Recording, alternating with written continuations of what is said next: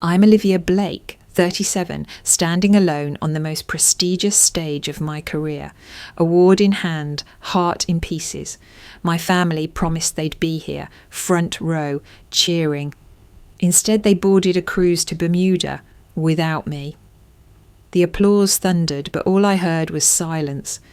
Then as I stepped off stage, a man I'd never seen before pressed a strange antique key into my palm and whispered, "Welcome home." I didn't know it yet, but that key would unlock more than just a door. It would unravel everything I believed about love, loyalty, and what it means to finally belong. The soft rustle of satin and the low murmur of pre-ceremony chatter filled the grand ballroom of the Meridian Hotel. Olivia Blake smoothed the folds of her midnight blue gown for the 5th time, her palms slick despite the air-conditioned chill. Tonight was supposed to be different. Tonight her family would finally see her. Not just the daughter who made pretty things for a living, but a woman standing on the peak of her profession. She checked her phone one last time. No new messages. But they'd promised. She'd sent the invitations weeks ago, complete with embossed details and seating assignments. "We'll be there," her mother had said over the phone, voice tight with distraction. Front row, of course. Olivia had dared to believe her, even when her brother, Mason's new job, caused a stir in the family, even when her sister Clara hinted about a last-minute beach getaway. Olivia clung to hope. Hope, after all, was a muscle she'd trained since childhood. She remembered her high school graduation, valedictorian, head of her class. She'd scanned the auditorium, eyes straining through the crowd for her parents. Her name echoed across the stage, and the applause followed. But the seats reserved for the Blakes were glaringly empty. A text from her mother came later. "Traffic was awful, so sorry. We're proud of you, though." College had been worse. Olivia had graduated summa cum laude, top of her design programme. Her parents had flown out, technically. Her mother criticised her dress. Is that really professional? And her father spent the ceremony glued to his phone. At dinner they left early. Clara had backed into a pole and needed emotional support. Birthdays came and went like formalities. An obligatory cake, often paired with news about Mason's latest achievement, or Clara's new real estate deal. Olivia learned early on not to expect more than a passing glance. But tonight was supposed to be different. The Apex Award was no minor recognition. It was the Everest of the design world. Her project for the Azura Hotel line had captured national acclaim. Timeless, bold, groundbreaking. Clients doubled their bookings. Her peers praised her innovation. And tonight it would all culminate on this stage. She looked around the ballroom. Dozens of attendees mingled with their spouses, parents, mentors. Shoulders brushed in support, cameras flashed. Olivia's colleagues from Horizon Creative filled one table, laughter bubbling between sips of champagne. Sophia, her agency director, caught Olivia's eye and smiled warmly, gesturing to the 2 empty chairs next to her. "They still haven't arrived?" Sophia asked as Olivia approached. "They'll be here," Olivia replied quickly, her voice too high, too tight.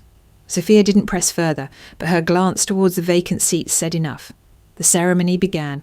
Speeches echoed through the chandeliers. Winners hugged family members. Olivia clapped politely, checking her phone beneath the table, pretending not to notice the emptiness beside her. "And now," the host boomed, "the moment we've all been waiting for, the Apex Award for Design Innovation." Her heart kicked against her ribs. A video montage played. Her sketches, the campaign rollout, glowing headlines, then the envelope. "And the winner is Olivia Blake!" Applause erupted. Her table rose. Olivia stood, legs trembling, and crossed the long carpeted path to the stage alone. The award was heavier than she'd imagined. Crystal, sharp lines etched with her name. She thanked her mentor, her team, the client. She meant to mention her family. She didn't. The standing ovation blurred as she stepped into the wings, the applause fading like fog behind her. That's when she felt it, something cold pressed into her palm. She turned. An elderly man stood beside her, silver hair combed back, eyes a shade too perceptive. "You held yourself well up there," he said. Olivia blinked, unsure. He closed her fingers gently over the object. "This is yours now." She looked down. A key. brass antique with a symbol she didn't recognise. "What is this?" she asked. The man smiled, serene and strange. "Welcome home," he said. And before she could ask another question, he vanished into the crowd. Backstage, the noise of the celebration dulled into an ambient murmur. Olivia slipped into a quieter corridor, the crystal award still heavy in one hand, the antique key in the other. Her pulse hadn't settled yet, but something told her to finally check her phone. 66 missed calls. Her breath caught. The screen lit up with notifications, all from her family. 20 from her mother, 15 from her father, the rest split between Mason and Clara. Dozens of texts stacked beneath the missed calls, urgent and frantic. Her thumb hovered. For a second, her instinct screamed, "Someone died." She tapped the first voicemail. "Olivia, it's Mum. Call me immediately. Mason's had a severe allergic reaction. We're at the hospital. Call me." Her knees wobbled. She leaned against the wall. The next voicemail was even more frenzied. "Where are you? Why aren't you answering? Your brother is in serious condition. They think it was something in the seafood platter. This is an emergency." Each subsequent message escalated. Her mother's voice, sharp, then desperate, then furious. "I can't believe you're ignoring us during a family crisis. How could you be so selfish?" She clicked the latest text. "Mom, David's in the ER. They're keeping him overnight. I don't understand why you won't even respond. Family comes first." "Clara, are you seriously ghosting us during this? Unbelievable, Olivia." Olivia lowered the phone slowly, her heart thudding, not from panic now, but from something more familiar. Guilt, the kind only family knows how to trigger with surgical precision. She opened her browser, fingers shaking only slightly, and looked up the hospital in Bermuda. After answering a few identity verification questions, she was transferred to Mason's attending physician. "Yes," the doctor confirmed. "He experienced anaphylaxis from shellfish, but we stabilised him with epinephrine. He's in no immediate danger and resting comfortably. We're keeping him overnight for observation." Olivia thanked the doctor, the relief rushing in. Mason was okay. Her eyes returned to the messages. Accusatory, manipulative. There was no mention of her award. No, "Did you win?" No, "We're proud of you." Just assumptions that she would abandon everything, as always, to fix the family's latest crisis. But Mason was safe, and Olivia wasn't broken this time. She sat on the edge of a velvet bench, the key resting in her lap, her reflection caught in a framed photo beside her, past Apex winners smiling with family and mentors, surrounded by adoration. She looked down at her phone, then the key again. Its spiral symbol shimmered under the warm corridor lights. "Welcome home." The words echoed. What kind of home did he mean? She retrieved the small business card the old man had slipped to her with the key. No name, just an address in Boston's old warehouse district. A time 8 p.m. tomorrow. She checked her flight options to Bermuda.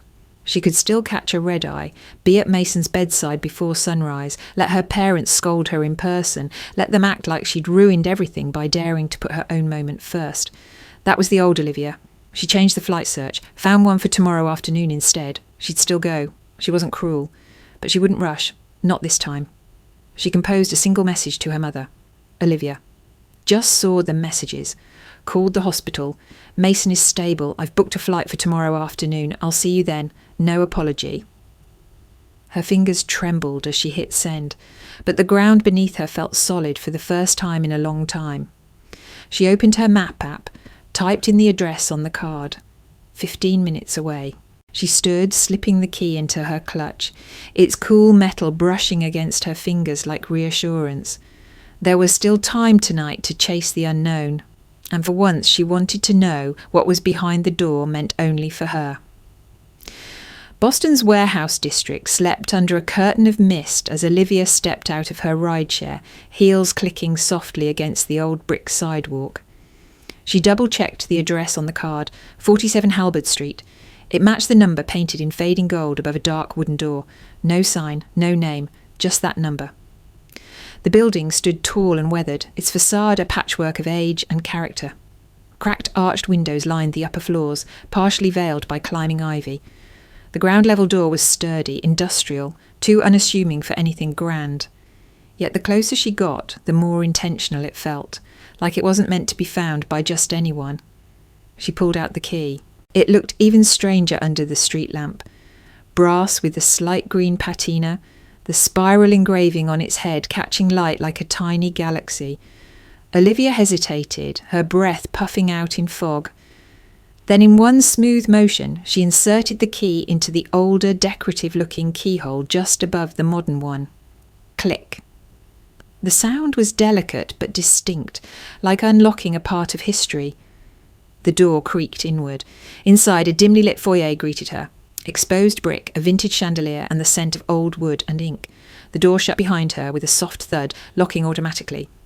Ahead, a hallway stretched forward, ending in another door. Warm light and faint music seeped from beneath it.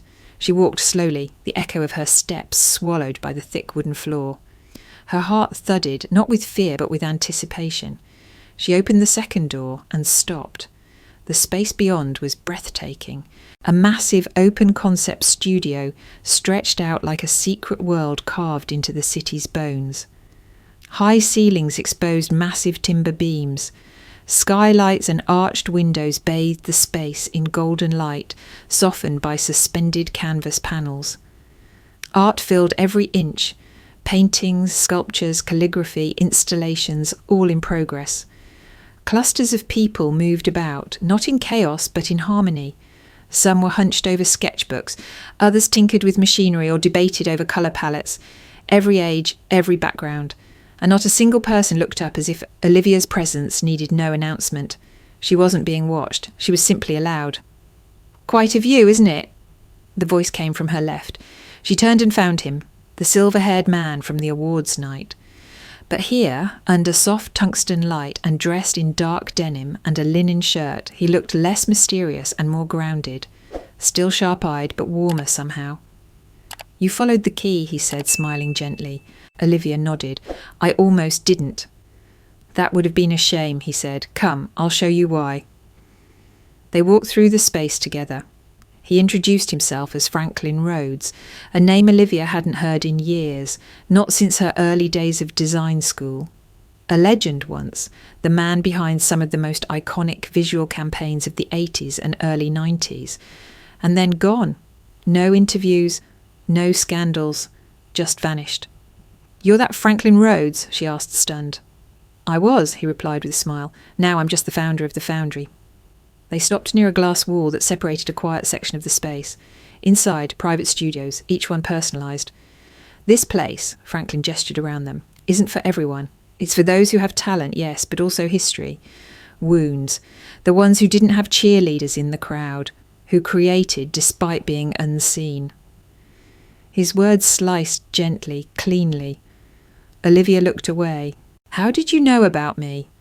"I watched you on that stage," Franklin said. "You thanked everyone except the people who share your name.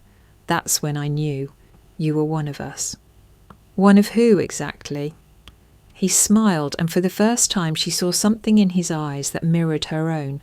Old disappointments, sharp survival.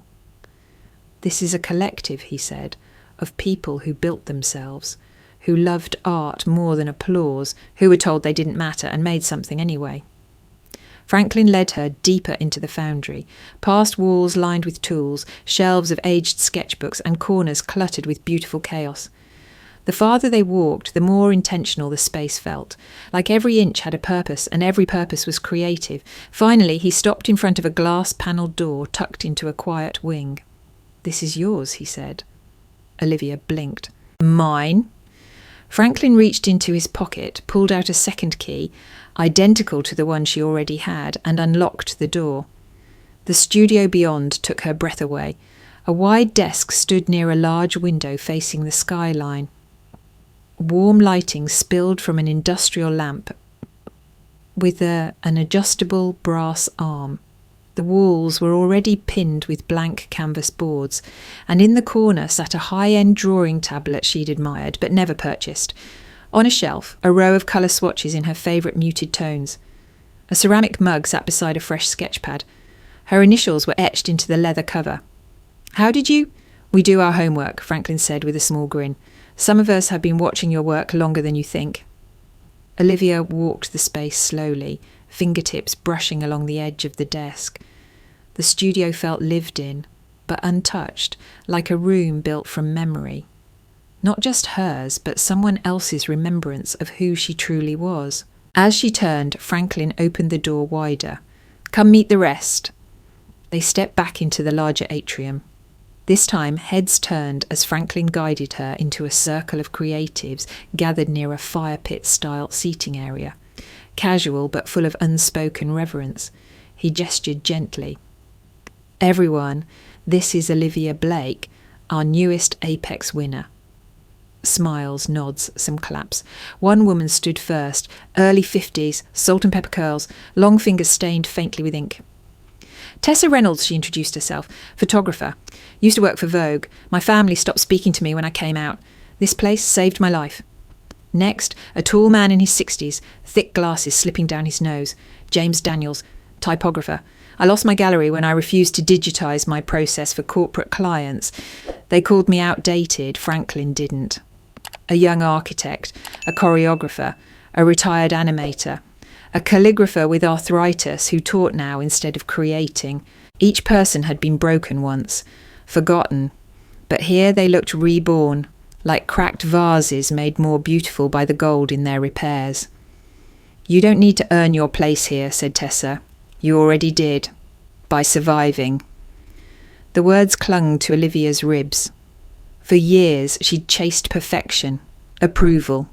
She hadn't realised what she truly craved was this, recognition without conditions. As the evening flowed, the conversation shifted toward art. They debated techniques, swapped ideas, and gently challenged each other's assumptions. For the first time in months, Olivia felt energised, not by competition, but by connection. Later, back in her studio, she turned slowly in the centre of the room. "How long has this place been here?" she asked. "Officially, 20 years, but it's existed in different forms for nearly 70. She paused. "Why me?" Franklin looked at her, eyes steady. "Because you were ready." He reached for a leather-bound book on her shelf and opened it. Inside was a note in careful handwriting. "This space belongs to you. Use it to become who you already are." A silence settled, then Franklin added, almost casually, "Your mother once stood in this very room." Olivia's head snapped up. "What?" "Marjorie Blake," he said slowly. "About 35 years ago, I mentored her briefly when she was still studying design. She had a gift for spatial aesthetics, saw light like very few could." Olivia stared at him, stunned. "She had potential," Franklin continued, "but she walked away, said it wasn't respectable enough, said her fiancé, your father, preferred a more stable path." The air thickened. "She left this," he said, holding up a worn sketchbook, corners dog-eared. Olivia reached for it slowly. On the first page, in careful script, Marjorie Blake, aged 21. The air in Bermuda was thick with heat and humidity as Olivia stepped off the plane the next afternoon, pulling her carry-on behind her with a quiet click. Her phone buzzed with message as she waited for her luggage. More text from her mother, a curt, "Room 212 from Clara," nothing from Mason. No one had come to meet her. She booked a taxi, trying not to feel the ache in her chest, as families greeted each other in the arrival hall, arms open and voices warm. Hers wasn't that kind of family. Never had been. The hospital loomed white and sterile against the lush green hills of the island. Olivia found Mason's room easily, second floor, east wing. She stood outside for a moment, adjusting her blouse, the Apex award wrapped tightly in protective foam at the bottom of her carry-on. She stepped in. Mason sat upright in bed, scrolling on his phone. Clara fluffed the pillows unnecessarily, while her father paced near the window, speaking softly into a Bluetooth earpiece. Her mother stood with arms crossed, gaze like ice. "You finally made it," Marjorie said, her tone clipped. Olivia didn't answer. She walked to the foot of Mason's bed. "Hey," she said softly. He glanced up. "Hey, I'm okay. They just want to keep me one more night." "You could have been here hours ago," Clara snapped. "We've all been panicking." "I saw the messages," Olivia replied. "I called the doctor last night. He said Mason was stable." Her father ended his call. That's not the point. The point is this is family. You don't delay when it's family. A sharp laugh escaped Olivia's lips. Really? That's rich coming from the people who didn't show up to the biggest moment of my life. This again? Marjorie sighed. We told you this was an emergency.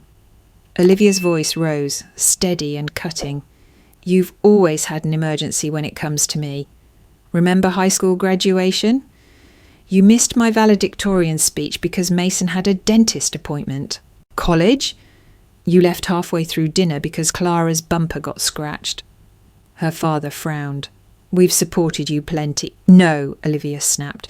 You've tolerated my success. You've ignored it. You've acted like it was an inconvenience to be proud of me. Silence blanketed the room. She reached into her bag, unzipped the protective foam, and pulled out the crystal Apex Award. Its edges caught the hospital lighting, casting fractured rainbows across the white walls. This, she said, placing it gently on the side table next to Mason's untouched lunch tray, is what you missed. Clara blinked. What is that? The Apex Award. The highest honour in my field. The thing I've worked a decade for. The reason you were supposed to be front row cheering. Her voice cracked slightly. Instead you were drinking cocktails on a beach. Marjorie shook her head. Don't be dramatic. We thought Mason might die. He didn't, Olivia said flatly. And even if he had, just once, I wanted you to drop everything for me. But I guess that's not how this family works. Henry stepped forward. That's enough. You're making this about you when... No, Olivia interrupted, voice low but fierce. I'm finally telling the truth. You've all made me feel like I was too much, too ambitious, too intense, too inconvenient. I showed up for every crisis, every meltdown, every minor inconvenience that Mason or Clara ever had. And when I asked for one night, you chose a resort. Her mother's mouth opened, then closed. No apology came. Mason shifted awkwardly in bed. I didn't know the award was that big of a deal. You never asked, Olivia said, turning to him. None of you ever ask, because you don't care to know who I actually am. She looked down at the award, still glowing faintly in the soft light. This isn't about ego, it's about worth. And after 37 years of chasing your approval, I'm done. No, a silence lingered after Olivia's final words, heavy and stifling. The kind of silence that follows an earthquake, unnerving, waiting for the aftershocks. Mason was the first to speak. I'm sorry, he said, rubbing his wrist against the hospital blanket. I didn't realise it was that big of a deal to you. Olivia tilted her head, her expression unreadable. You didn't realise the biggest award in my industry, an award I told you all about for months, was important to me. He hesitated. I didn't think you cared if we were there. You always seemed so self-sufficient. Her lips curled slightly, not in amusement, but in the tragic recognition of how deeply misunderstood she'd always been. Self-sufficient, she repeated, because I had to be. That wasn't a choice, Mason. That was survival. Their mother spoke then, tone cool and clipped. You've made your point, but family comes first, Olivia. You know that. She let out a slow breath, resisting the surge of frustration rising again. What you mean is Mason comes first, Clara comes first, I'm always last, and when I finally claim something for myself, suddenly I'm the villain. Marjorie crossed her arms. We're not going to turn this into some kind of blame session. You've always been sensitive, Olivia laughed. But it was hollow. No, Mum, I've always been invisible. Her father remained silent, retreating once again into the convenient distraction of his phone. Olivia glanced at Mason.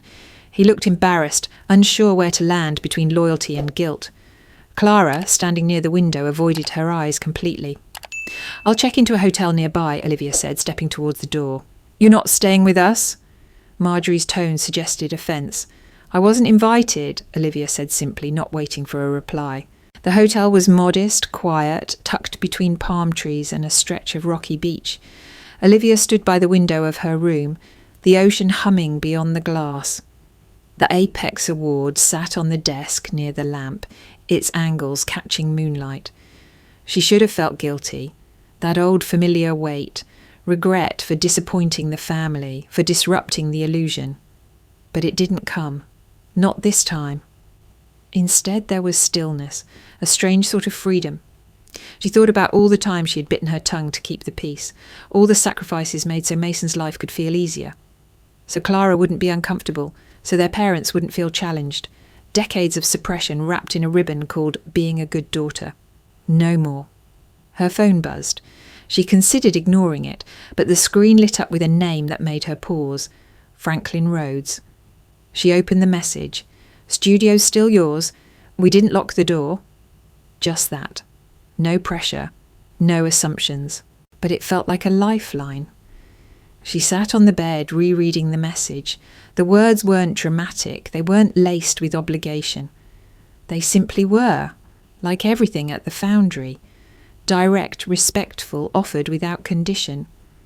She thought about the studio again. The warm lighting, the shelves that already knew her colour palette, the desk that felt more like home than her childhood bedroom ever had. She looked at the Apex Award once more. Her career had brought her to a stage, but that space in the warehouse district, it had given her a place to land, the kind of home she never knew she needed. She typed a response, her fingers light. "Olivia, I'll be back soon." No more begging for space at tables where she was always the afterthought. She'd build her own. The moment Olivia pushed open the heavy door to the foundry, the scent of turpentine, wood dust and paper greeted her like a memory returning home before she did. The echo of her footsteps bounced softly off the exposed brick walls, and for the first time in weeks her body exhaled without her permission. She was back. The space hummed with the familiar rhythm of creativity. Soft music playing somewhere in the background, faint laughter from a distant corner, the scratch of charcoal across canvas. The world outside hadn't changed, but something inside her had. When she reached her studio, Olivia paused at the threshold. It wasn't exactly as she'd left it. There were new details, small, quiet gestures from the community. A hand-woven rug now lay beneath her drafting table, its pattern subtle, warm, grounding.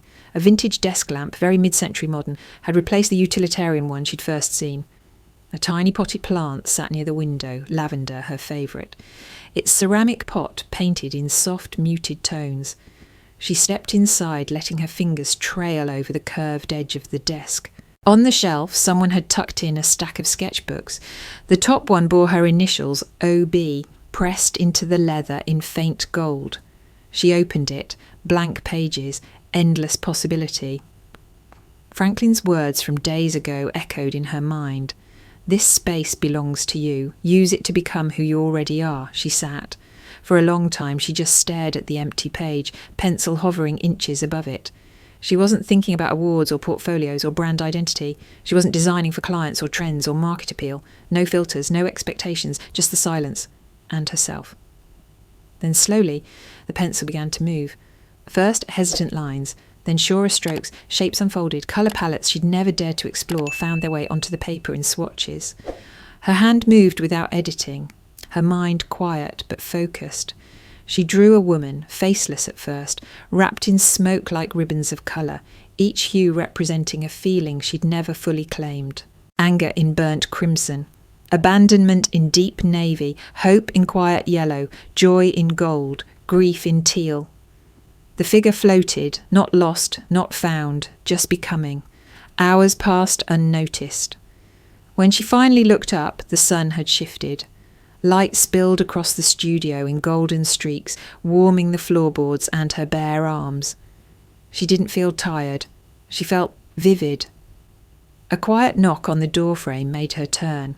Franklin stood there, holding 2 steaming mugs. "You look like someone who's just met themselves for the first time," he said with a soft smile. "I think I did," Olivia replied, stretching slightly. He handed her the mug, chamomile from the scent. "Tell me," he said, nodding towards the drawing, "what were you creating?" She considered the question, then answered, not with marketing terms or aesthetic justifications, but with truth. "Myself," she said, "but not the version that wins awards. The one that's always been just out of reach. The one I only glimpse in the moments when I'm not performing." Franklin nodded slowly. "Good. That's where the real work begins." They sat for a moment, sipping in comfortable silence. Then he asked, as if tossing a pebble into still water, "What would you create?" if you weren't afraid. The question pierced her gently, like sunlight through clouds. Afraid? She'd always been afraid of not being enough, of being too much, of taking up space when no one had invited her. Afraid of being noticed, and worse, not being noticed. Her work had always been a shield, polished and calculated. Brilliant, yes, but safe. I don't know, she admitted. I think you do, he said. She looked at him then, really looked, at the silver in his hair, the quiet certainty in his posture, the kindness behind his eyes. He wasn't waiting for the perfect answer. He wasn't judging, he was witnessing. Olivia leaned back in her chair, her eyes drifting back to the drawing. I'd paint pain, she whispered.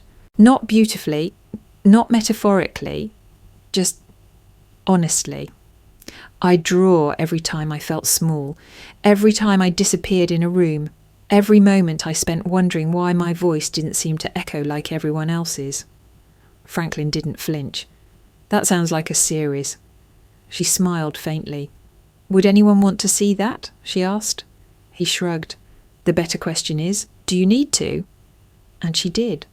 Not for clients, not for shows, not even for healing, but because some stories demand to be drawn, if only to make them real. 2 weeks later, Olivia stood beneath a towering skeletal frame of scaffolding in an open courtyard downtown, wearing paint-splattered jeans and holding a brush the size of her forearm. The sun was high, the wind sharp, and her nerves electric. This wasn't a client job. It wasn't a pitch or a campaign.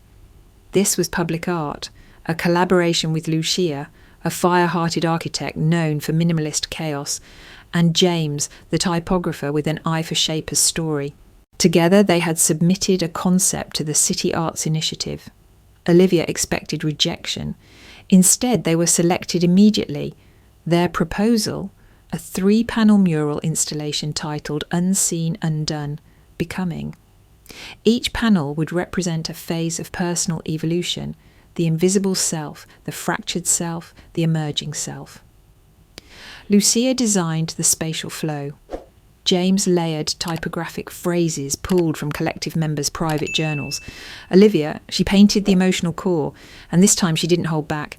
She chose colours that made her tremble, lurid oranges, cavernous blacks, iridescent greens that refused to sit still. She painted silhouettes that bled into each other, faces melting into abstract chaos, hands reaching, retreating, repeating. This wasn't her usual style. Gone were the tidy gradients, the clean geometries, the brand-safe aesthetic. This was raw, vulnerable, personal and terrifying. But thrilling too. Each brushstroke felt like a confession, a line in a diary never intended to be read. She painted the dream she buried at 13, of becoming an illustrator, of living in a converted warehouse, of creating without apology. She painted the fear she felt at 23, when her father called her job a phase. The hollow in her chest at 29, when her family skipped her first gallery appearance. The invisible scars of waiting to be noticed, and the quiet fury of realising they never would. James once told her, real design reveals the parts of us we've hidden from ourselves. She didn't understand it then. She did now. On the final afternoon of painting, Olivia stepped back to assess the full piece. Her hands were stiff, her shirt crusted with paint, and her hair tied back in a messy bun. Lucia stood beside her, nodding with fierce approval. You did it, Lucia said. Olivia smiled. We did. Sure, Lucia replied. But that... She pointed to the central figure, a faceless woman arching from the ground like a flame. That came from something deeper. Olivia didn't reply. She was still absorbing what she'd just let out of herself. A city official walked toward them, clipboard in hand, a grin on his face. We finalised the permanent installation location. Olivia turned, curious. It'll go up across 3 walls at 14 Harland Avenue. Her breath caught. Wait, Harland? The man nodded. Yes, it used to be the old Wilson building. It was purchased by the city last year, now being converted into a community arts centre. Her stomach twisted. Harland Avenue, the Wilson building, her father's old office. She remembered visiting it as a child, sitting stiff in the leather chairs, the sterile silence of conference rooms, the perfectly framed degrees on the wall. It was where he built his financial empire, where he told her once, art is a hobby, not a career. And now her mural, her truth, would live on those walls. The irony was exquisite. Lucia must have noticed her reaction. "You okay?" Olivia exhaled a laugh. "That building used to belong to my father. He spent 30 years trying to control everything that came through those doors." "And now," Lucia said with a smirk, "your art will be the first thing people see walking in." Olivia blinked hard, overwhelmed. It wasn't revenge, it was reclamation. The mural wasn't a declaration to her father, it was a declaration to herself, that her voice mattered, that her art had always been enough, and now it had walls of its own. Dr. Helena Park's office smelled like sandalwood and rain, the kind of scent that made Olivia breathe a little deeper without realising. The room was warm but spare. 2 chairs, a soft lamp, a single painting of a cracked ceramic bowl repaired with gold. Kintsugi, Dr. Park had explained at their first session. The Japanese art of mending what's broken. It doesn't hide the cracks, it honours them. That metaphor, Olivia now realised, was the quiet thesis of therapy. She'd started weekly sessions shortly after returning to the foundry. At first she spoke in fragments, disconnected anecdotes, observations about work stress, creative blocks, and family tension. But as the weeks passed, a shape began to emerge, a pattern. Today, she said it out loud for the first time. "My mother never saw me. I don't think she knew how." Dr. Park nodded. "What makes you say that?" Olivia hesitated. "Because she was never seen either." And there it was. Not pity, not forgiveness, just a realisation. "She abandoned design for something more acceptable," Olivia continued. "She had talent, Franklin confirmed it, but she married my father instead, took his world and made it hers." "Do you believe she resented that choice?" Dr. Park asked. "I think she buried it," Olivia said softly, "and maybe punished me for not doing the same." The idea struck deep. 3 generations of women, each one shrinking a little more to fit the mould. Her mother, her grandmother, herself. Dr. Park leaned forward. "Have you ever spoken to your aunt, Valerie?" Olivia looked up. "Barely. She moved across the country when I was a kid. I don't remember much except my mother calling her dramatic and difficult." Dr. Park gave a small, knowing smile. Sometimes the difficult ones are the ones who leave the pattern behind. That night, Olivia found Valerie's number in an old email chain and called. To her surprise, her aunt answered on the second ring. "Olivia!" Valerie's voice was cautious but not cold. "Hi," Olivia said, suddenly unsure what to say. I was hoping we could talk." A pause, then warmly, "Of course." They spoke for an hour. Valerie lived in Northern California now, retired early from a career in art education. She sounded grounded, bright, and unfiltered in a way Olivia found instantly comforting. "I always wondered when someone from your side of the family would call," Valerie said. "Your mum and I stopped speaking decades ago." "I heard," Olivia said. "She said you abandoned the family." Valerie laughed. "I escaped the family." There was no malice in her tone, just truth. "She hated that I chose teaching over marriage, that I wore paint-stained jeans instead of pearls. Your grandfather expected us to marry well. Your mother did, I didn't." "What was she like before?" "Brilliant," Valerie said without hesitation. "Restless, sharp as glass, but afraid, always afraid of disappointing him." Olivia swallowed. "She told me once that art wasn't practical, that it was selfish." Valerie sighed. She believed that, because believing it made her decision easier to live with. There was a pause. "I met someone recently," Olivia said, her voice catching slightly. "Franklin Rhodes. He said he mentored my mother once." Valerie was silent for a long beat, then, "Yes, I remember." "You do?" She came home glowing after her first few sessions with him, said he made her feel seen. But then Henry proposed, and your grandfather was overjoyed. Your mother never picked up a pencil again. Olivia closed her eyes. The chain was real. The links had names, choices, regrets, but also resilience. "I think I'm trying to do it differently," she said quietly. Valerie's voice softened. "I think you already are." A few days after her call with Valerie, Olivia received an envelope in the mail. No return address. Inside was a photo, old and sepia-toned. Two young women in their early 20s sat side by side on a wooden bench, paint on their jeans, arms slung around each other in easy affection. One was her mother, Marjorie, barely recognisable, with her hair loose and her smile carefree. The other was unmistakably Valerie. Beneath the photo was a folded sheet of paper in Valerie's handwriting. She was brilliant, Olivia, maybe more gifted than me, but she was afraid of her own brightness, so they taught her to dim it. Olivia traced her finger across the photo. Her mother looked alive in a way Olivia had never seen.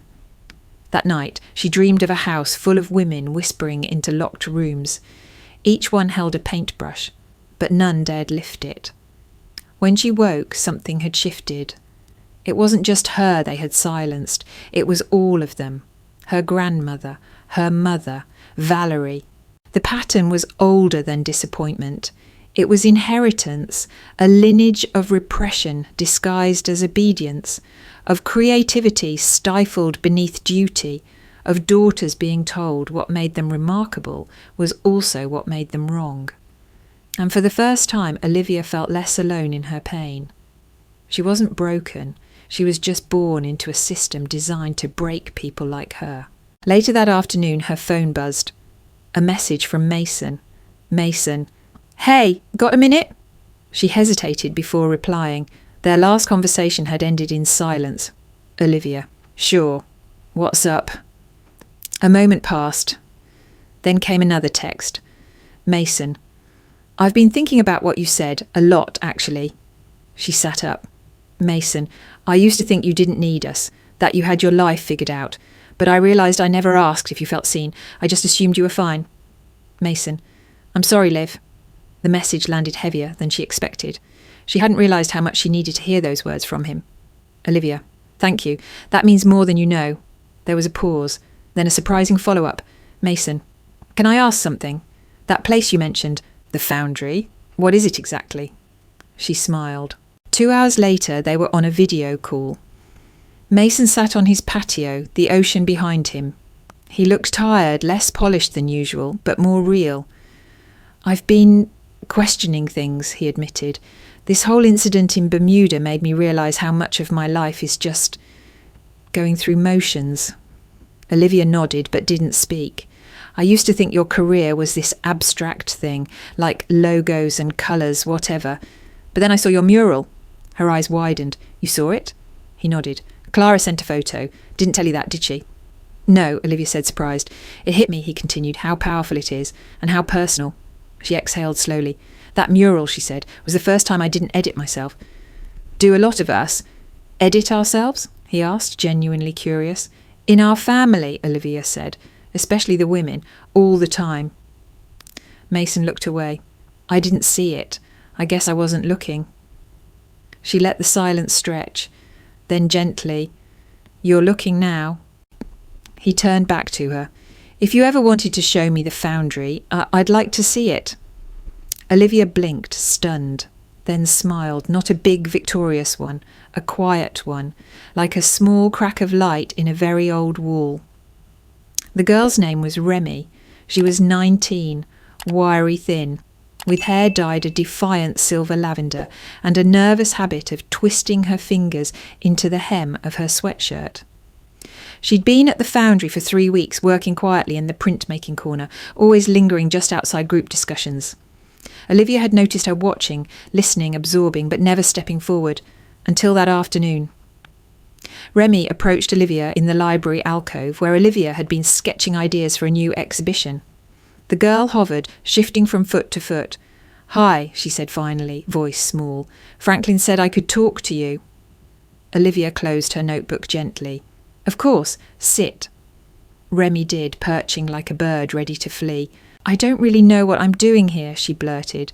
"I mean, I do. I want to make things, but I'm not sure I'm allowed." Olivia tilted her head. "Allowed by who?" "My parents," Remy said. "My school. The version of me everyone expected. I was supposed to be pre-law. And instead?" "I dropped out," Remy whispered. "Last semester. No one knows I'm here. They think I'm in a gap year programme in Switzerland."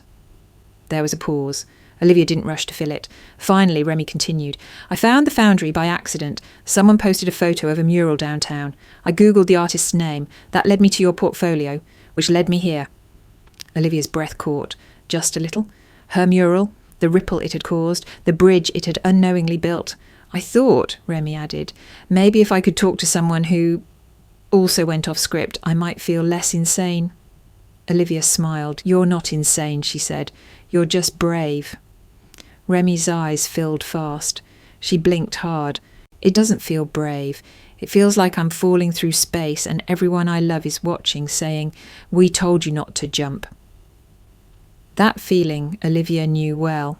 She reached into the leather pouch she kept tucked beneath her sketchbooks. Inside were 3 keys, replicas of the one Franklin had once given her. Simple brass, engraved with the same spiral symbol. Eleanor had made them for those who had earned the right to pass it on. Here, Olivia said, placing a key in Remy's open palm. The girl stared. What's this? A beginning. Remy ran her fingers over the grooves, reverent. It's beautiful. What does it open? Olivia met her eyes. Everything. The girl looked like she might cry again. You're giving this to me? I'm not giving you permission, Olivia said. You don't need mine or Franklin's or your parents', but I am giving you proof that someone sees you right now, as you are, and believes you belong here. Remy clutched the key tightly, like it might dissolve if she didn't hold on. They sat in silence a while, the key warm between them, and Olivia felt it, that quiet shift, that full circle sensation. Years ago she had walked into this place terrified and alone. She had clutched a similar key, heard the same words. Welcome home. And now she was the one saying it. Later that night, after Remy had returned to her station, Olivia stayed behind in her studio. The lights were low. Music drifted in from someone's speaker down the hall. She sat at her desk, the original key, the one Franklin had given her, resting in her palm. It still felt cool to the touch, solid, heavy in a comforting way. She thought of the girl she'd been, the woman she'd become, the space she had created inside herself. Not empty, but open. Franklin's voice echoed in her memory. Use this place to become who you already are. And maybe that was the point. The foundry wasn't a refuge from the world. It was a reflection of the people who had finally stopped asking for permission to exist. She turned the key over in her hand. A symbol, a promise, a map. The same one she now passed to others. The Grand Meridian looked exactly the same. Same vaulted ceiling, same chandeliered ballroom. Same scent of waxed floors and expensive flowers. But this time, Olivia wasn't walking toward a stage in someone else's event. This time, the spotlight was hers, by design. The unseen, undone, becoming exhibit had been chosen as the centerpiece of the citywide Creative Arts Gala. After weeks of installation work, press previews, and an emotionally draining artist panel, tonight was the culminating show. It would be attended by critics, collectors, local officials, and for the first time by people who actually understood the soul behind the paint. She stood near the entrance, checking her notes, straightening the collar of her navy silk shirt, subtle but strong. No gown this time. She didn't need armour, she had presence. Her phone buzzed. A message from a familiar number lit up the screen. Mom. Olivia, we saw the invitation in the paper. Your father and I would like to attend, if that's all right with you. Olivia's heart thumped, not in fear, but in a complicated rhythm of old memory and fresh clarity. She stared at the message. It wasn't an apology, it wasn't warmth, it was an ask, a careful one. She didn't respond right away. Instead, she walked to the centre of the gallery, where the 3 mural panels had been installed like cathedral walls. Soft lights illuminated every brushstroke. Whispers of visitors floated around her, admiring, analysing. Franklin appeared beside her, adjusting his glasses. You okay? She showed him the message. He read it, then looked at her. And what do you want? Not what's expected, not what would maintain the illusion, not what would keep the peace, just what do you want? Olivia typed slowly. Olivia, I appreciate the interest, but I'd prefer to keep this space for those who saw me long before the spotlight did. You're welcome to view the exhibit during the public showing next week. She hesitated. then opened a new message. Olivia to Mason. If you want to come tonight, I'd love to have you. First row's got your name on it. The ballroom filled quickly. Unlike the night of the Apex Awards, there were no empty seats at Olivia's table. Franklin sat beside her, dapper in a charcoal blazer. Lucia had brought a friend who wore neon boots and asked brilliant questions. Marcus, the sound designer who had helped craft the ambient audio for the exhibit, brought his grandmother, who wept quietly during the second panel. When the lights dimmed for the artist address, Olivia stepped onto the stage with ease. Her voice didn't shake, her hands didn't tremble. She spoke of art as autobiography, of reclamation through expression. She shared the personal roots of the mural series, not naming names, but naming truths. I created these works, she said, to reflect the unseen parts of ourselves we're taught to hide, to shrink, to deny. But what we hide grows teeth, and what we reveal grows wings. Applause rose, strong, sustained. She scanned the crowd and found Mason standing at the back near the exit holding a programme. Their eyes met. He nodded once. She smiled. Afterward, as guests mingled, Mason made his way to her. "You're something else, Liv." She raised an eyebrow. "Is that a compliment or a polite way of saying you didn't understand any of it?" He chuckled. "Both." They stepped aside as a group of collectors passed. "I'm proud of you," he said. "I didn't say it enough, probably didn't see it enough, but I do now." "Thanks for coming," she replied. "Even just showing up means more than you know." He hesitated. "Mum was upset, said you shut her out." "I didn't," Olivia said. "I just invited people who showed up when it wasn't convenient, who didn't need the gala to believe in me." Mason nodded slowly. "I think she's starting to realise what she missed." "That's her journey," Olivia said gently. "Not mine to fix." They stood in silence a moment, watching the crowd move like a tide around them. Then Mason said, "I'd like to see the foundry sometime." A quiet warmth bloomed in her chest. "Come next week," she said. "I'll show you the studio." He grinned. "Think I'll get a key too?" She laughed. "Let's not get ahead of ourselves." But the idea didn't feel impossible anymore, not like it once had. The foundry hummed with early morning light. Golden beams poured through the skylights, casting soft geometric shapes across polished concrete floors. In the past year, the collective had nearly doubled in size, not in numbers alone, but in presence, in purpose. Olivia stood on the mezzanine level, overlooking the main atrium. She held a warm cup of black coffee in one hand, her other resting on the worn wooden railing Franklin used to lean against. Except now, it was hers. After months of nudging, Franklin had finally decided to semi-retire, as he called it, though everyone knew he still haunted the dark room on weekends. He'd handed over day-to-day stewardship to Olivia with a quiet nod and a single sentence: "You were always the next chapter." She hadn't said yes immediately, but eventually it had become undeniable. She wasn't just part of the foundry anymore. She was the foundry.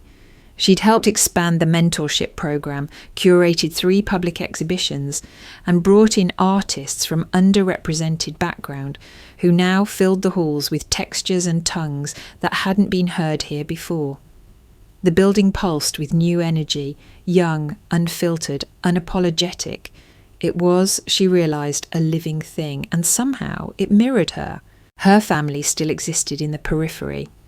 Phone calls from her mother came twice a month now, carefully scripted, civil but distant. They talked about the weather, about Mason's promotion. Sometimes, just sometimes, her mother asked about Olivia's latest project, though the curiosity felt more like duty than interest. Her father never called. Clara had gone quiet altogether, and that was okay. Olivia had stopped hoping they would change.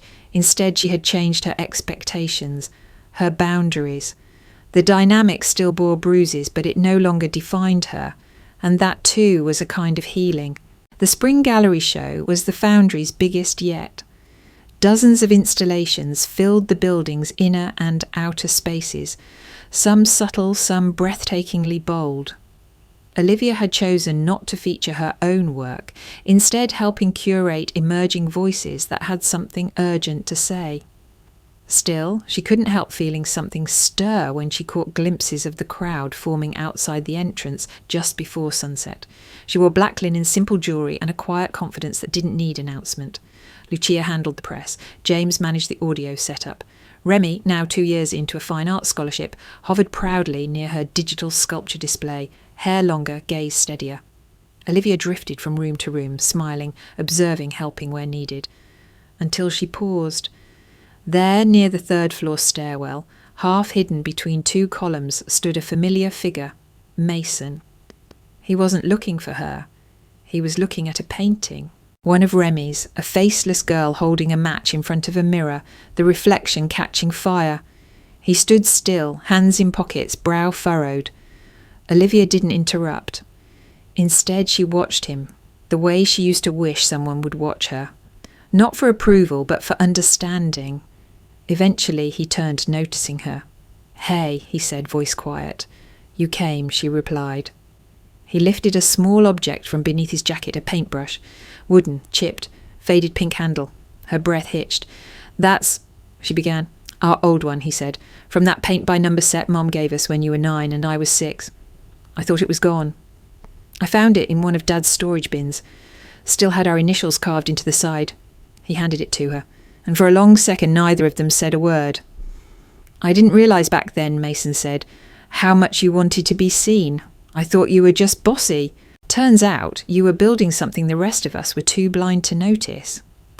"I was scared," Olivia said, "of being too much and not enough all at once."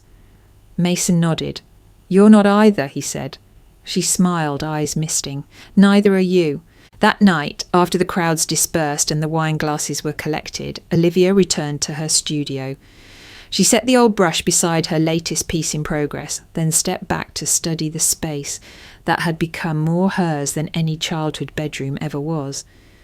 The key Franklin gave her still hung around her neck, but she no longer needed it to feel she belonged. She was home, and for the first time in her life she wasn't waiting for someone else to say it.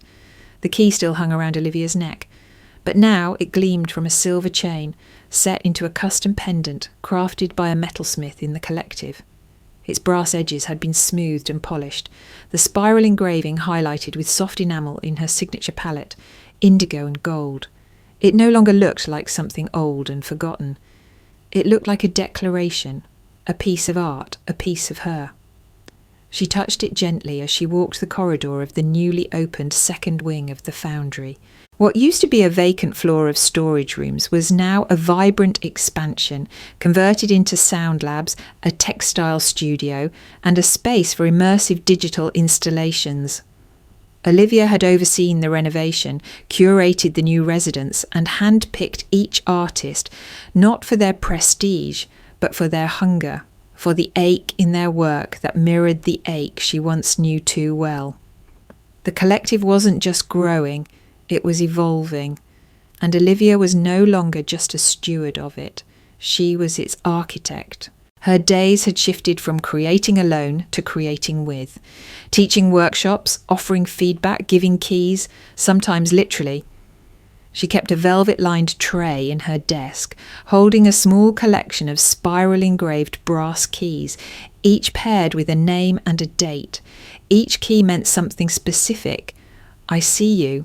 You belong. You're home now." Just last week, she'd given one to a ceramicist from Sao Paulo who sculpted grief into dinnerware. Before that, a 60-year-old poet who had stopped writing for 30 years after her husband called it a hobby.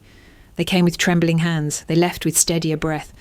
Olivia never offered the keys out of pity, only recognition. It was the Foundry's unspoken rule. No one saves anyone. We just show up and stay.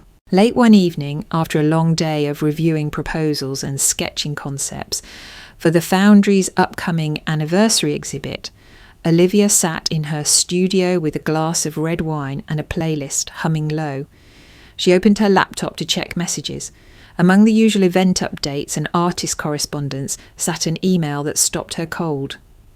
From clara.blake@realestategroup.com. Subject, question. "Hey, Liv, I know it's been a while. I've been following the Foundry's updates. Your expansion looks amazing.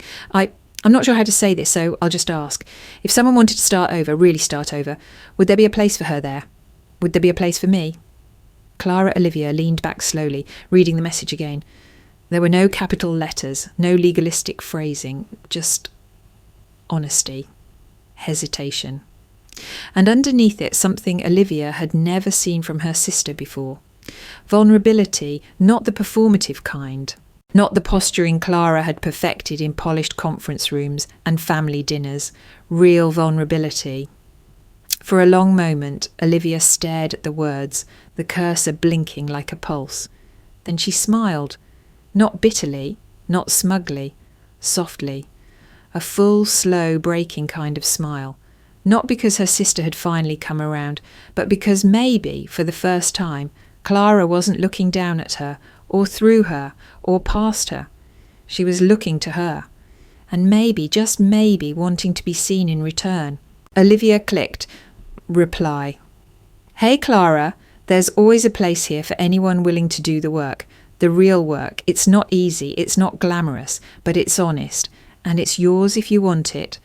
We don't hand out titles here, but we do hand out keys. Let me know when you're ready to receive one.